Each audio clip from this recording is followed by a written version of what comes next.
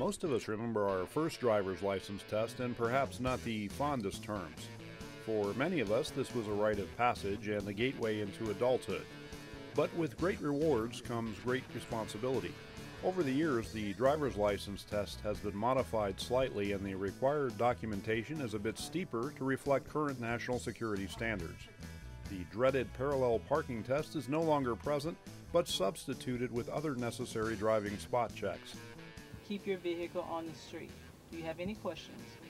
Now that the Palm Beach County Tax Office has taken on the responsibility, procedures are streamlined and have evolved from the days of the old DMV.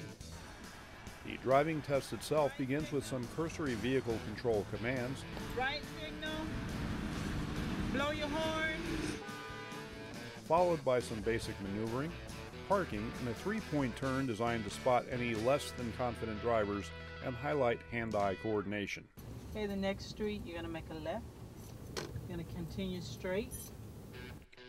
The multiple choice test, eye exam, and follow-up questions are still present, but the single biggest change is the Real ID requirement.